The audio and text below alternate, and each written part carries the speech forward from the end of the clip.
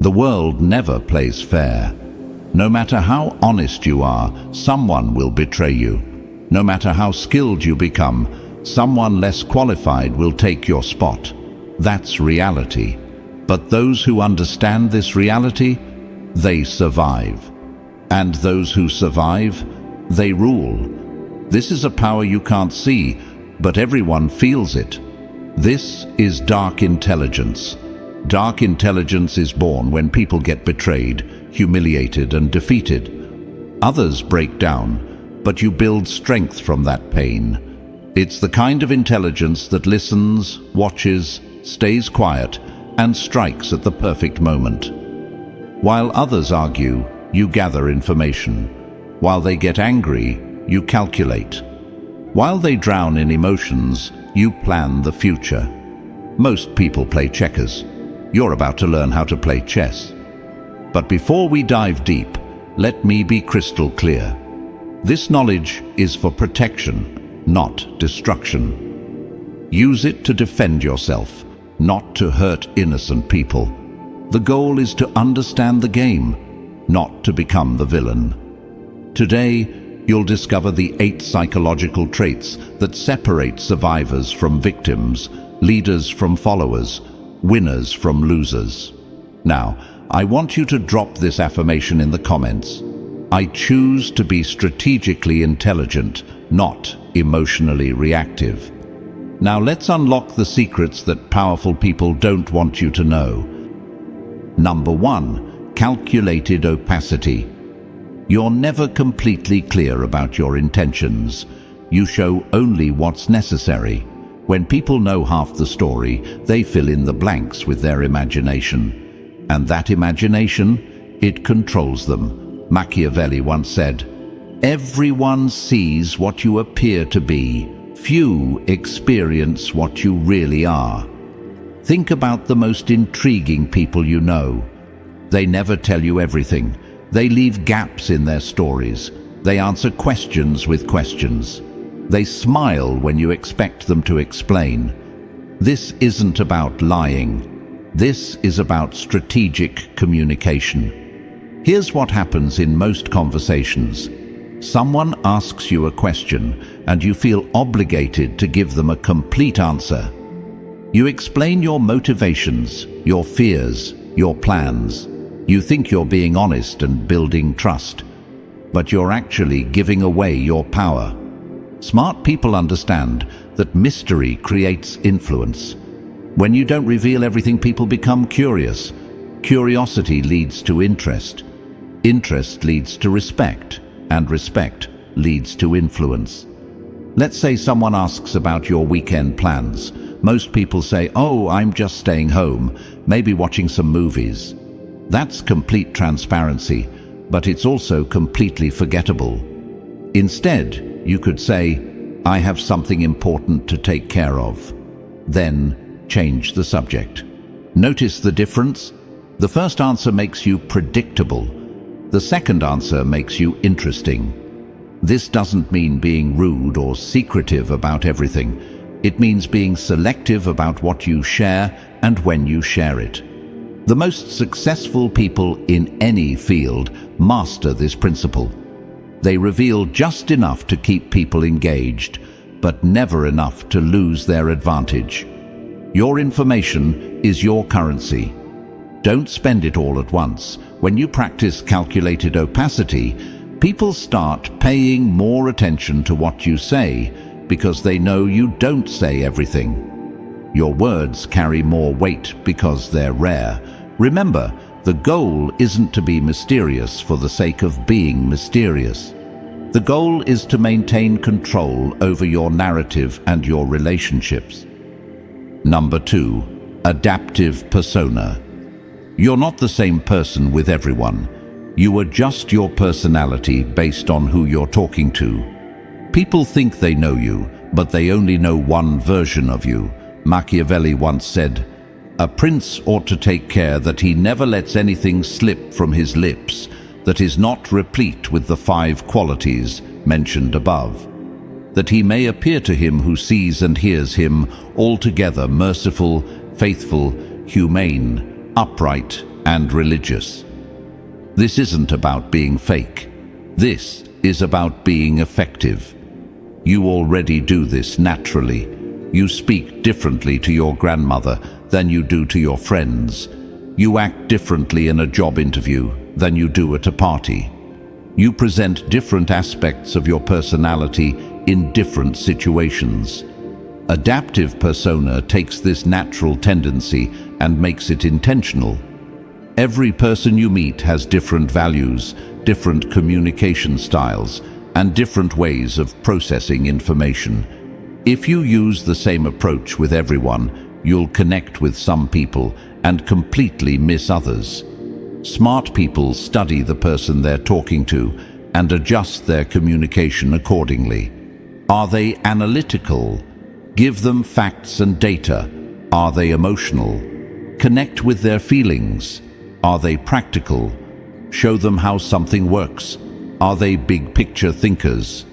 Paint the vision. This isn't manipulation. This is communication intelligence. Think about water. Water takes the shape of whatever container it's in, but it never loses its essential properties. It's still water whether it's in a cup, a bottle, or a lake. Your adaptive persona works the same way. You adjust your presentation to fit the situation, but you never lose your core values and principles. The mistake most people make is thinking they need to be authentic in the same way with everyone. But authenticity doesn't mean being identical in every situation. It means being genuinely yourself while adapting your expression to be most effective.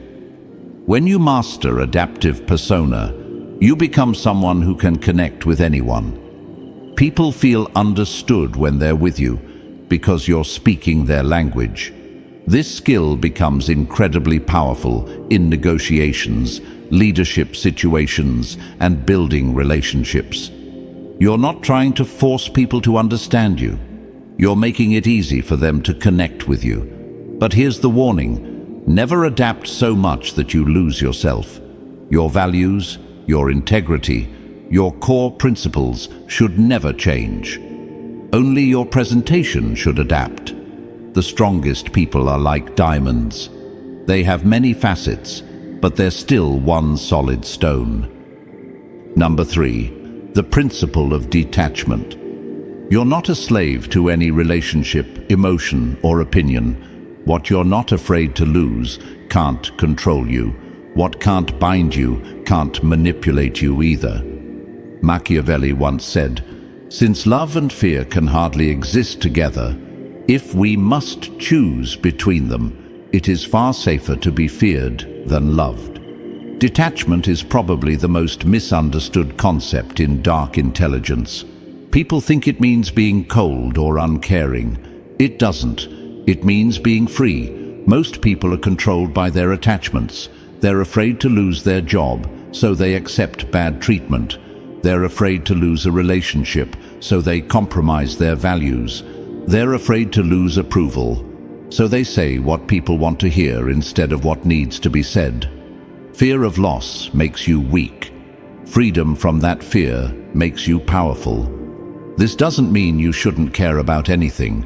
It means you shouldn't be desperate about anything. Imagine this. 2 people are negotiating a business deal. Person A really needs this deal to work out. They're counting on it. They've already made plans based on it happening. Person B would like the deal to work out, but they have other options. They're willing to walk away if the terms aren't right. Who do you think has more power in that negotiation? Person B, obviously. Because they're not attached to the outcome, they can negotiate from strength. Detachment gives you clarity. When you're not emotionally invested in being right, you can see situations more clearly. When you're not desperate for approval, you can make better decisions. When you're not afraid of being alone, you can choose better relationships. The paradox is this: the less you need something, the more likely you are to get it. Think about confident people. They're not confident because everything always goes their way. They're confident because they know they'll be okay even if things don't go their way. That's the power of detachment. Now, this doesn't mean being careless or indifferent. You should still work hard for your goals and care about the people in your life. But you should never be so attached to any outcome that you lose your ability to think clearly and act strategically. Detachment also protects you from manipulation. When someone tries to threaten you with taking away something you're not afraid to lose, their threat has no power. The most dangerous person in any room is the one who has nothing to lose. But the most powerful person in any room is the one who has everything to gain and nothing to fear. Practice this gradually. Start with small things. Don't be so attached to winning every argument. Don't be so attached to being liked by everyone. Don't be so attached to your plans working out exactly as you imagined. As you develop this skill, you'll notice something interesting. People start treating you with more respect. They sense that you can't be easily controlled, and that commands respect. Remember, detachment isn't about not caring. It's about caring without being controlled by that care. Number 4, silent leverage. You don't apply pressure directly, you wait. When people make mistakes and become vulnerable, your silent presence becomes the heaviest influence in the room. Machiavelli once said, "Never was anything great achieved without danger." Most people think power is loud. They think it's about raising your voice, making demands, and forcing your will on others. That's amateur hour. Real power whispers. Silent leverage is the art of creating influence without saying a word. It's about positioning yourself so that your mere presence changes the dynamic of any situation. Here's how it works. Instead of telling people what to do, you create situations where they naturally want to do what benefits you. Instead of demanding respect, you make yourself indispensable. Instead of fighting for power, you make people give it to you willingly. Let's break this down with practical examples. In conversations, silent leverage means knowing when to pause. Most people are uncomfortable with silence, so they fill it with words. Often those words reveal more than they intended to share. When you're comfortable with silence, you control the rhythm of the conversation. Next time someone asks you a difficult question, don't answer immediately. Pause. Look at them thoughtfully. Let the silence stretch for a few seconds. Then give your answer. Watch how it changes the weight of your response. In negotiations, silent leverage means having alternatives that you don't need to mention. When the other person knows you have options, they negotiate differently. You don't have to threaten to walk away. Your willingness to walk away is enough. In relationships, silent leverage means being the person who adds value without asking for recognition. When you consistently make other people's lives better, they naturally want to keep you around. You don't have to demand loyalty, you earn it through your actions. In professional settings, silent leverage means becoming the person everyone comes to for solutions. You don't announce that you're the problem solver. You just solve problems consistently until everyone knows they can count on you. The key to silent leverage is patience. You're not looking for immediate results. You're building long-term influence. Most people want instant gratification. They want to see immediate results from their efforts. But silent leverage works differently. You plant seeds and wait for them to grow. You make investments and wait for them to pay dividends. This requires a different mindset. You have to be comfortable with delayed gratification. You have to trust that your consistent actions will eventually create the influence you're seeking. What happens when you master silent leverage? People start coming to you for advice without you offering it. They start seeking your approval without you demanding it. They start following your lead without you asking them to. You become the quiet force that shapes outcomes without anyone realizing it's happening. But there's an important ethical consideration here. Silent leverage should never be used to manipulate people into doing things that harm them. The goal is to create win-win situations where everyone benefits. The most ethical use of silent leverage is to influence people toward better decisions for themselves and others. You're not tricking them, you're guiding them toward outcomes that serve everyone's best interests. Remember, silent leverage is not passive. You're still taking action, you're still making moves. You're just doing it quietly and strategically, instead of loudly and obviously. Number 5. Psychological echo. You reflect people's deepest needs and fears back to them. They think you're speaking their language, but actually, you're gaining understanding and influence. Machiavelli once said, "Men judge generally more by the eye than by the hand, for everyone can see and few can feel." Everyone sees what you appear to be. Few really know what you are. Psychological echo is about becoming a mirror that reflects back what people need to see and hear. This isn't about deception. It's about deep understanding and strategic communication. People don't buy products, services, or ideas. They buy solutions to their problems and fulfillment of their desires. When you can identify and reflect back their real needs, you become incredibly valuable to them. Most people are terrible at this because they're too focused on what they want to say instead of what the other person needs to hear. Let me explain how psychological echo works in practice. First, you have to become a student of human nature. You need to understand that everyone you meet is carrying invisible burdens, secret desires, and unspoken fears. Your job is to listen for clues about what those might be. When someone talks about their work, they're not just sharing information. They're revealing how they see themselves, what they value, and what they're worried about. When someone talks about their relationships, they're showing you their emotional patterns and their deepest needs. Most people listen to respond. You need to listen to understand.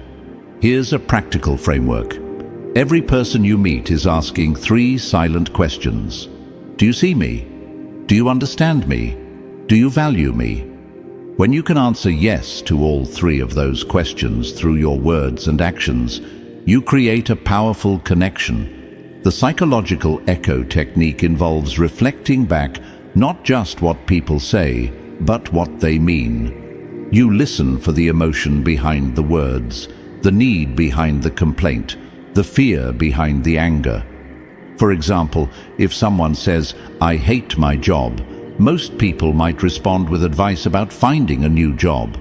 But if you listen deeper, you might hear that they actually feel unappreciated, unchallenged, or uncertain about their future. A psychological echo response might be, "It sounds like you're not feeling valued for your contributions," or "It seems like you're ready for something that challenges you more." Notice the difference? Instead of jumping to solutions, you're reflecting back their emotional experience. This makes people feel understood, which creates trust and influence. The key is to reflect back the positive version of what they're expressing. If someone is complaining about being overwhelmed, you might reflect back their dedication and high standards. If someone is expressing frustration about a situation, you might reflect back their desire for excellence. This technique works because people have a deep psychological need to feel understood. When you demonstrate that you truly see them, they automatically trust you more and value your opinions more highly. But here's where it gets really powerful. Once you understand someone's core needs and fears, you can position your ideas, suggestions, and requests in terms that naturally appeal to them. If someone values security, you present your ideas in terms of safety and stability. If someone values recognition, you present your ideas in terms of achievement and acknowledgement. If someone values freedom, you present your ideas in terms of independence and choice. You're not changing your message. You're changing how you present your message to match their psychological profile. This is incredibly powerful in leadership, sales, parenting, and relationships. When people feel like you understand them at a deep level, they naturally want to work with you, follow you, and support you. The ethical way to use psychological eco is to genuinely care about understanding people and helping them get what they need. When you use this technique to serve others' best interests, it becomes a tool for building stronger, more meaningful relationships. Number 6, ambiguous morality. You're neither good nor bad, you just get things done. Real power doesn't always come in black and white. Sometimes it lives in the gray areas. Machiavelli once said, "Since it is difficult to join them together, it is safer to be feared than to be loved when one of the two must be lacking." This is the most controversial trait of dark intelligence, and it's the one that gets misunderstood the most. So let me be very clear about what this means and what it doesn't mean. Ambiguous morality doesn't mean having no morals. It doesn't mean doing whatever you want, regardless of consequences. It doesn't mean hurting people to get ahead. What it means is understanding that the real world is complicated. Sometimes doing the right thing in the short term leads to worse outcomes in the long term. Sometimes being nice enables bad behavior. Sometimes protecting people requires making decisions that aren't pretty. Here's the reality. Pure moral clarity is a luxury that most people can't afford when they're dealing with complex situations involving real consequences. Let me give you some examples to illustrate this concept. Imagine you're in a leadership position and you discover that a team member has been consistently lying to clients and damaging relationships. The nice thing to do might be to give them another chance, provide more training, and hope they improve. But what about the other team members who are working honestly? What about the clients who are being deceived? What about the long-term health of the organization? Someone with ambiguous morality might decide that protecting the many is more important than being nice to the one. They might make the difficult decision to remove that person from the team, even though it feels harsh. This isn't cruelty. This is pragmatic ethics. For example, someone asks you for advice about a relationship that you can see is toxic and destructive. The kind thing to do might be to be supportive and avoid saying anything negative. But someone with ambiguous morality might decide that true kindness requires telling the difficult truth, even if it temporarily hurts the person's feelings. The key principle here is focusing on outcomes rather than appearances. Sometimes the action that looks good on the surface creates bad results. Sometimes the action that looks harsh on the surface creates better results for everyone involved. This requires a different kind of moral thinking. Instead of asking, "What action makes me look like a good person?" you ask, "What action leads to the best outcomes for the most people?" It also requires taking responsibility for the consequences of your decisions, even when those decisions are difficult or unpopular. But here's the crucial distinction. Ambiguous morality is not the same as selfishness. You're not doing whatever benefits you at others' expense. You're making pragmatic decisions that serve the greater good, even when those decisions are personally difficult. This trait also involves understanding that different situations require different responses. The same action that's wrong in one context might be necessary in another context. For example, being completely honest might be the right approach in a close personal relationship, but it might be counterproductive in certain professional negotiations where strategic disclosure is more effective. Someone with ambiguous morality understands these nuances and adapts their approach accordingly. The danger of this trait is that it can be used to justify selfish or harmful behavior. That's why it's crucial to maintain clear ethical guidelines about what you will and won't do, even in complex situations. My recommendation is to establish clear boundaries for yourself. What are your non-negotiable values? What lines will you never cross? What outcomes are you willing to accept responsibility for? Within those boundaries, give yourself permission to be pragmatic and strategic, even when it means making decisions that others might not understand or approve of. Remember, the goal is not to be liked by everyone. The goal is to be effective and ethical in a complex world where simple answers don't always work. Number 7, controlled exposure. You don't reveal everything about yourself. The less people know, the more they assume, and assumptions lead to mistakes that make your strategy easier. Machiavelli once said, "Men are so simple of mind and so much dominated by their immediate needs that a deceitful person will always find plenty who are ready to be deceived." In a world where people share every detail of their lives on social media, controlled exposure might seem outdated, but it's actually more powerful than ever.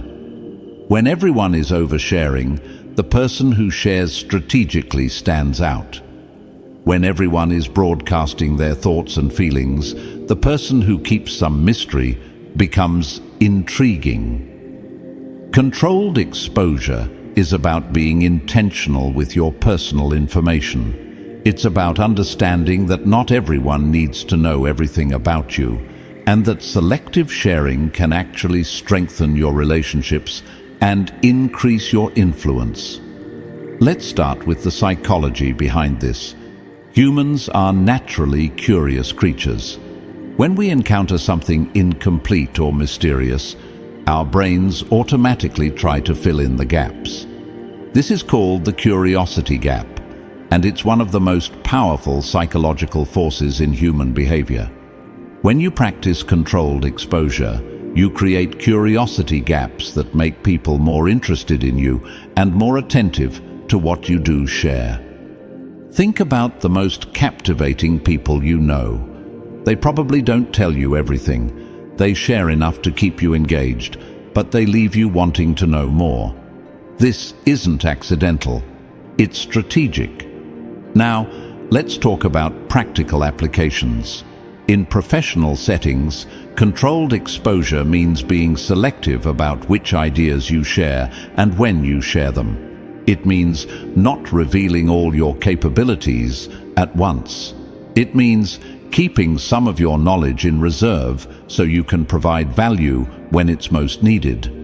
For example, instead of showing all your skills in the first week of a new job, you might reveal them gradually over time. This creates the impression that you're continuously growing and improving, rather than someone who peaked early. In social situations, controlled exposure means not telling your entire life story to everyone you meet. It means sharing personal information gradually as relationships develop and trust is earned. This doesn't mean being secretive or dishonest. It means being selective and strategic about what you reveal and to whom. In negotiations, controlled exposure means not revealing all your priorities and constraints up front. It means keeping some information in reserve so you can use it strategically as the negotiation develops. The key principle is this: information revealed can never be unrevealed. Once people know something about you, they can't unknow it. So it's better to err on the side of revealing too little rather than too much. But controlled exposure goes beyond just withholding information. It's also about timing. The same piece of information can have completely different impacts depending on when it's revealed. For example, revealing a particular skill or achievement early in a relationship might seem like bragging, but revealing the same information later when it's relevant to solving a problem makes you seem humble and helpful. Controlled exposure also involves understanding your audience. Different people need to know different things about you. Your level of disclosure should match the relationship and the situation. Your closest friends and family members should know more about you than your casual acquaintances. Your business partners should know different things about you than your competitors. Your employees should know different things about you than your peers. This isn't about being fake or manipulative. It's about being appropriate and strategic with your personal information. Here's another important aspect. Controlled exposure includes managing your digital footprint. Everything you post online, every comment you make, every photo you share becomes part of your permanent record. People will form opinions about you based on this information, often without ever meeting you. Smart people are intentional about their online presence. They understand that their digital persona is part of their overall strategy for how they want to be perceived and remembered. The goal of controlled exposure is not to be mysterious for the sake of being mysterious. The goal is to maintain control over your narrative and your relationships. When you reveal information strategically, you can guide how people perceive you. You can emphasize the aspects of your personality and experience that are most relevant to your current goals. You can avoid being pigeonholed or stereotyped based on incomplete information. But here's the balance you need to maintain. You want to share enough to build genuine connections with people, but not so much that you lose your strategic advantage. The most successful people understand this balance. They're open and genuine in their relationships, but they're also strategic about how much they reveal and when they reveal it. Number 8, outcome obsession. You're not here to win arguments or prove points. You're here to get results.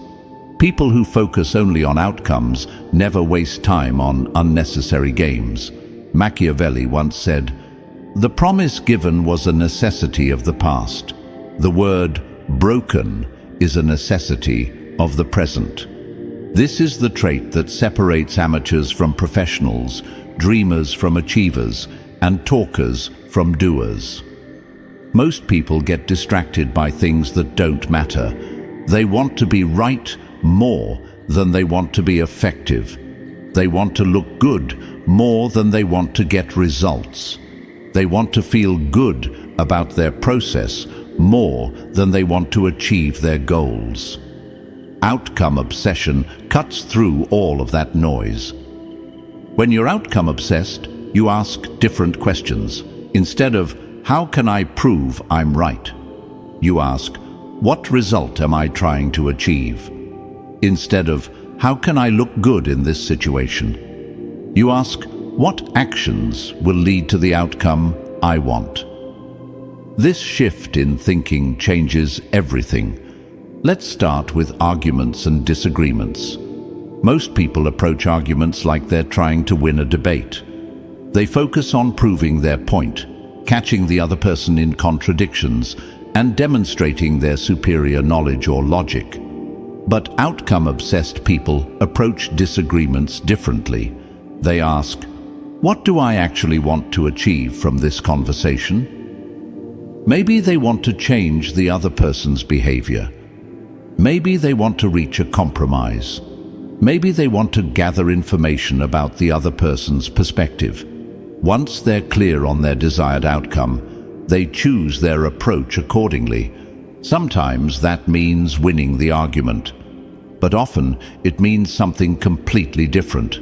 For example, if your goal is to change someone's behavior, proving them wrong might actually backfire. People don't like being wrong, and they often become more stubborn when they feel attacked. A better approach might be to help them reach the right conclusion on their own. If your goal is to maintain a good relationship while addressing a problem, being right might be less important than finding a solution that everyone can accept. This applies to every area of life. In professional settings, outcome obsession means focusing on what actually moves the business forward rather than what makes you look smart or important. It means choosing projects based on their impact rather than their visibility. It means making decisions based on data and results rather than politics and preferences. In personal relationships, outcome obsession means focusing on the health and happiness of the relationship rather than who's right or wrong in any particular disagreement. It means choosing your battles based on what actually matters rather than reacting to every minor irritation. In personal development, outcome obsession means measuring your progress by actual results rather than effort or intentions. It means being honest about what's working and what isn't, even when that's uncomfortable. Here's where outcome obsession gets really powerful. It helps you avoid the trap of looking busy without being productive. Many people confuse activity with achievement. They think that working hard automatically leads to good results. But outcome-obsessed people understand that you can work very hard on the wrong things and get nowhere. They're constantly asking, is this activity actually moving me toward my goal? Or am I just staying busy to avoid the more difficult but more important work? This leads to what I call strategic laziness. Outcome-obsessed people often appear to do less than others because they're selective about where they put their energy. They focus on the 20% of activities that produce 80% of the results. They're not trying to be the hardest worker. They're trying to be the most effective worker.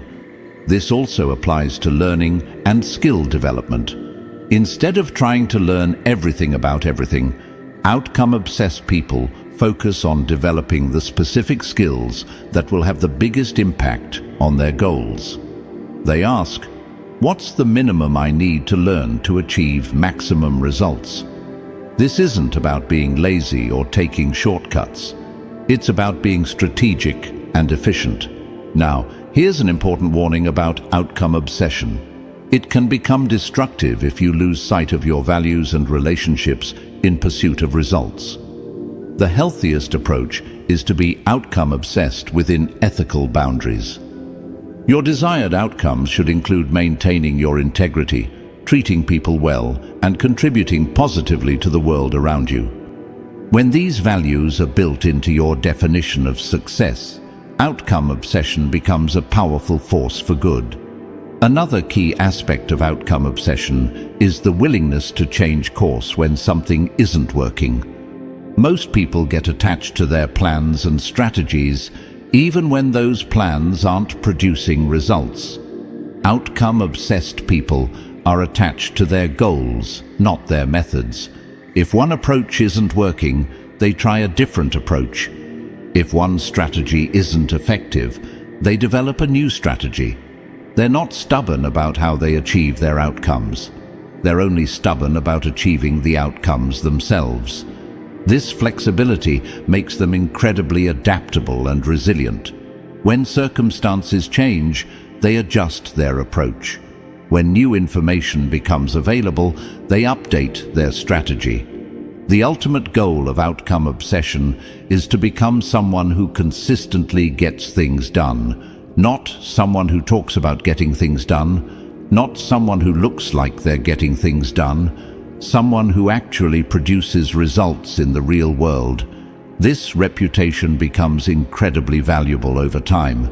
When people know you as someone who delivers on your commitments and achieves your goals, they start bringing you better opportunities, better partnerships, and better problems to solve.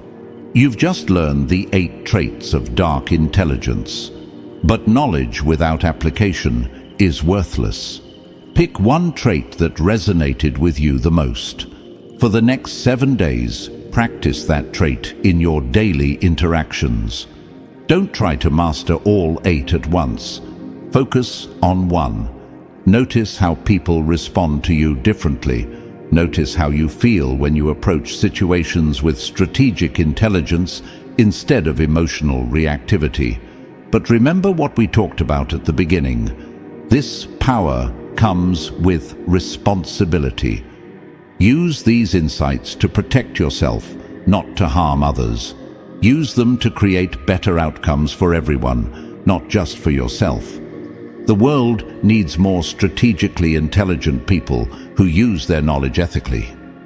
People who can see through manipulation and protect themselves and others from it.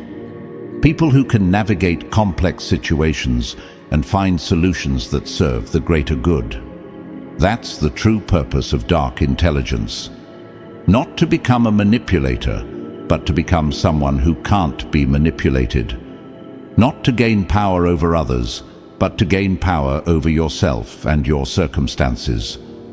The most dangerous person in any room is the one with nothing to lose. But the most valuable person in any room is the one who understands human psychology and uses that understanding to make everyone's life better. Which kind of person do you choose to be? If this video changed how you think about intelligence and power, hit that like button. If you want more content about psychology, strategy, and human behavior, subscribe and ring the notification bell. Drop a comment and let me know. Which of these 8 traits do you see in the most successful people around you? And which one are you going to practice first? Until next time, remember, true intelligence isn't just about being smart. It's about being wise enough to use your intelligence in service of something greater than yourself. Stay strategic, stay ethical, and stay powerful.